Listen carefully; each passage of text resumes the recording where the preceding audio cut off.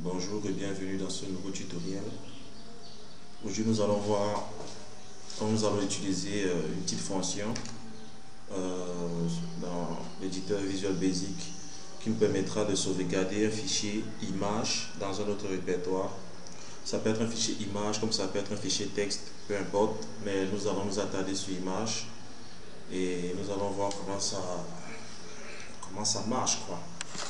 L'important c'est quoi? Lorsque nous avons une base de données, un formulaire par exemple, à chaque fois que nous voulons enregistrer une image correspondante à un nom soit d'un client, soit d'un article, on peut directement le faire via VBA au lieu d'aller, comme j'ai fait dans les tutoriels précédents, créer un répertoire, créer des noms d'images en fonction des noms qui sont dans la base de données de notre classe Excel. Donc on n'aura pas besoin de de le faire manuellement en passant hors Excel VBA. Nous allons faire directement dans l'éditeur Visual Basic. Donc on va créer un formulaire pour la saisie et l'enregistrement des images. Au préalable, nous allons créer un répertoire, soit dans le disque C, et nous allons définir ce répertoire comme nouveau répertoire dans lequel nous allons stocker les images utilisées. Nous allons aller directement à Visual Basic. J'ai déjà créé un petit formulaire. Il s'agit d'un formulaire assez simple. Ici, nous avons une image, l'objet image et un bouton, une combo box, une commande bouton, pardon. Ok, nous allons commencer à coder. Nous allons double-cliquer sur le bouton et nous allons mettre les éléments suivants. Assez simple. Nous allons définir d'abord les variables. Ok. Dim fenêtre.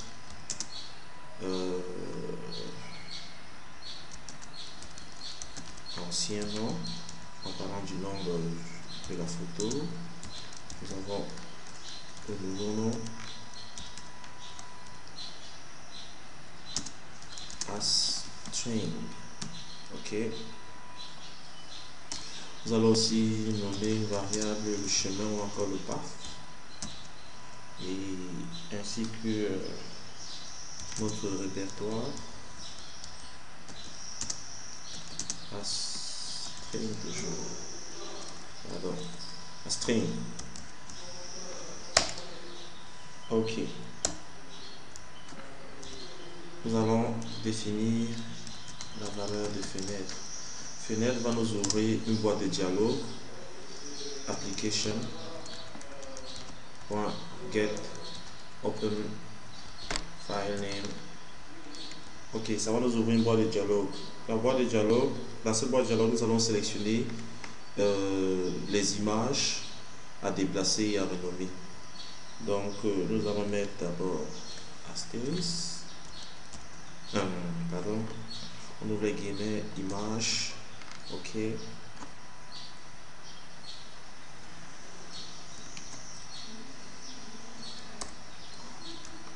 Nous allons vite faire ça et je vais devoir stopper. Je mets les extensions en GIF, point virgule, espace, en JPG, point virgule, espace, toile, TIFF. Fait notre parenthèse, virgule, étoile, point, gif, deux points, étoile, point, jpg,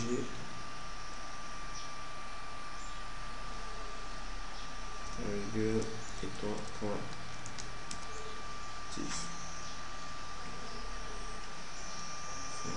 Ok. CTRL S, on enregistre.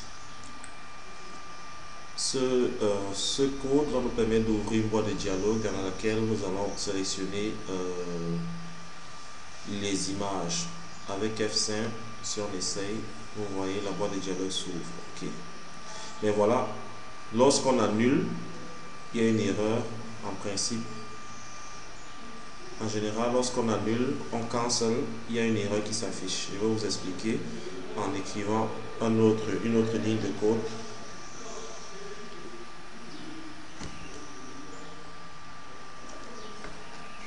Ok, on va dire, on va charger l'image. Image 1.picture, l'image dans image 1 égale à, nous allons charger load picture. On charge quelle image? L'image qu'on va sélectionner dans la fenêtre picture. Voilà. Ok, ce code signifie quoi? Le premier code, c'est l'ouverture d'une boîte de dialogue qui nous permet de sélectionner un fichier, en l'occurrence un fichier image avec extension GIF, JPG, TIFF. Et dans un deuxième temps, l'image sélectionnée doit être chargée dans notre formulaire, dans l'image de dans l'objet image de notre formulaire. C'est pour ça que j'ai mis le code ME qui est userform1.image1.picture égale load picture, charger l'image de la fenêtre, c'est-à-dire l'image sélectionnée. On essaye, F5, on va à, disons, image, échantillon d'image, l'image est chargée. Ok. On va encore essayer un petit truc. Lorsque j'annule, il y a une erreur. Nous voulons éviter donc cette erreur. À chaque fois qu'on va cliquer sur annuler, il faudrait que, au lieu de erreur 53, nous allons créer un code qui va contourner ça. Fin. Donc, juste ici après, on va dire if fenêtre égale false. Si jamais on clique sur faux, alors égal, pardon. Si jamais on clique que sur cancel ou bien sur annuler, qu'est-ce qui va se passer? Qu'est-ce qui va se passer? On sort simplement de notre procédure. Si jamais on ne cancel pas, qu'est-ce qui se passe? On va exécuter notre code. And if. Ok. La première étape étant réalisée, nous avons notre boîte de dialogue. Lorsque on annule l'exécution de la procédure, l'exécution de notre procédure s'arrête. Autrement, si on annule pas, on choisit OK. L'image sélectionnée dans la fenêtre, dans notre boîte de dialogue, est directement chargée dans notre user form. L'étape qui suivra à présent nous permettra de créer ou alors de déplacer cette image chargée dans notre user form dans un répertoire déjà créé, un répertoire précis de notre ordinateur. Ok. Nous allons retenir le chemin de la fenêtre parce que lorsque nous ouvrons notre boîte de dialogue et nous sélectionnons une image, automatiquement cette fenêtre, la variable fenêtre prend pour valeur le chemin d'accès à l'image sélectionnée. Je vais vous donner un petit exemple. Si je dis message box fenêtre, ok, F5, lorsque je sélectionne mon image, vous avez le chemin d'accès qui est là, c'est user public pictures sample, etc. Ok, donc on va affecter la valeur ancien nom, CTRL V égale à fenêtre. Donc maintenant ancien nom représente le chemin d'accès à l'image sélectionnée. Maintenant, qu'est-ce qui va se passer? Nous allons créer une petite boucle pour nous dire si jamais dans le fichier de réception, le nouveau fichier dans lequel on va installer la nouvelle image, si jamais on n'a pas renommé notre image, alors il y aura un message qui va nous dire veuillez renommer votre image et sélectionner un fichier. Tant que ce ne sera pas fait, ce message viendra toujours. C'est pour ça que nous allons utiliser la boucle do loop until, do loop while, pardon. C'est-à-dire exécuter la procédure tant que la condition est vraie. Ok, on va aller do loop while. Ok, on démarre l'expression. Qu'est-ce qu'on va faire dans la boucle? Le nouveau nom, on doit donner une valeur au nouveau nom. Nous allons faire avec la fonction input box. Input box, on définit, veuillez le libeller, veuillez entrer le nouveau nom de votre image. Veuillez entrer le nouveau nom de votre image. Ok. Et le titre c'est nouveau nom. Disons, vous pouvez mettre n'importe quoi, c'est pas nouveau nom. Je ferme la parenthèse. Ok. Ok. Là, c'est bon. Virgule au lieu de point virgule. Ok. Nouveau nom.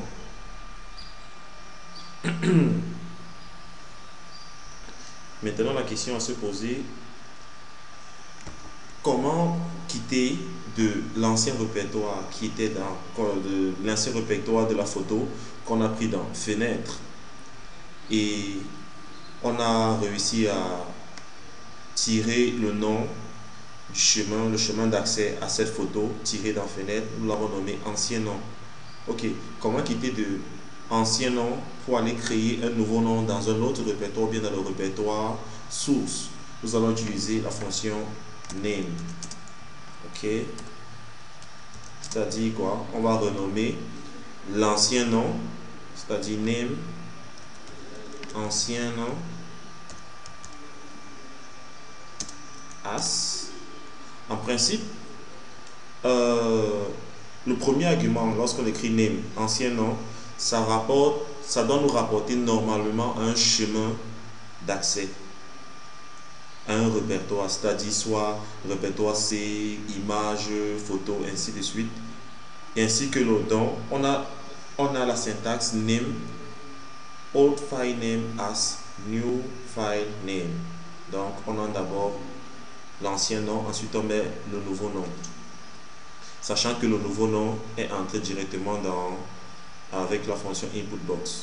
Ok, donc on aura, disons que on va loger, j'ai créé déjà un répertoire C, j'ai créé un répertoire photo dans mon ordinateur. C'est dans ce répertoire que sera sauvegardée la photo modifiée, la photo renommée. Donc ça va aller dans C, photo, et commercial. On va entrer le nouveau nom. Pardon. Nouveau nom saisi dans notre fonction input box, et on n'oublie pas l'extension. Nous sommes dans les photos, c'est-à-dire point, disons JPG. On veut sauvegarder ça en JPG. Automatiquement, si notre image est en GIF, notre image va se sauvegarder directement en JPG. Ok. On va maintenant boucler notre boucle. On tire nouveau nom, et je vais m'expliquer une fois de plus. Ok. Que veut dire ce code? Ce code me dit quoi? Lorsque j'ai déjà chargé l'image dans ma fenêtre et que cette image, j'ai renommé le chemin d'accès de cette image ancien nom, ok, je viens dans cette boucle, je renomme l'image chargée et je me sers de la fonction input box. Lorsque je renomme cette image chargée, par exemple, par défaut, la fonction name va me permettre de changer l'ancien PAF ou bien l'ancien répertoire de notre photo en ce nouveau répertoire qui est C photo et défaut qui est nouveau nom .jpg. Ok, si jamais je n'ai rien mis dans nouveau nom, la boîte de dialogue input box a apparu, j'ai validé sans rien mettre, la boucle va recommencer à zéro. C'est ça que j'ai dit do loop while. Donc exécuter notre procédure tant que nouveau nom est vide. Ok, donc on va rester dans cette boucle. Une fois qu'on aura mis une valeur à nouveau nom, on va passer, mais tant qu'on ne met pas une valeur à nouveau nom, on va rester dans la boucle et on ne sort pas de la boucle. Ok.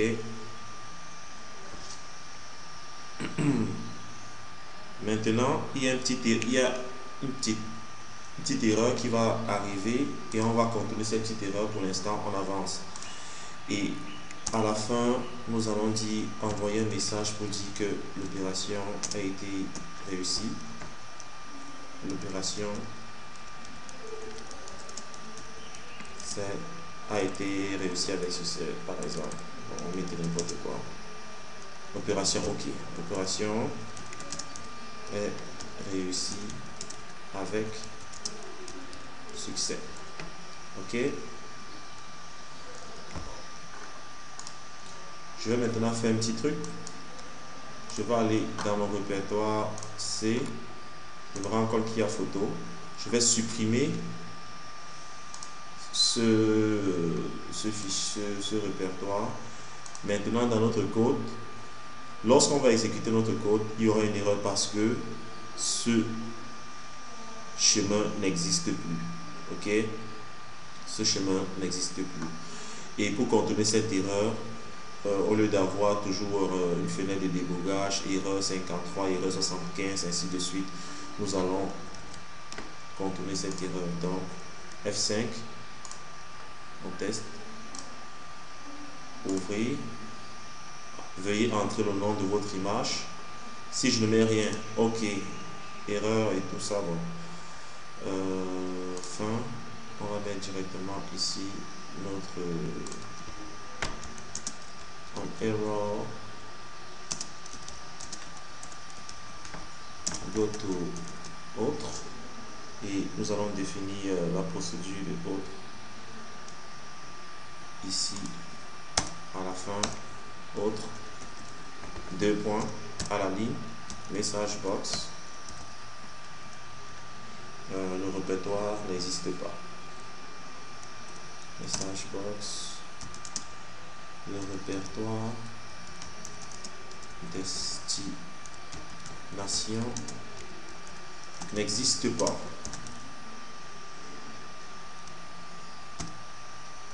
Ok, nous allons retester notre code avec F5. On va choisir une image, on ouvre. J'appelle cette image photo 1. Ok, le répertoire destination n'existe pas.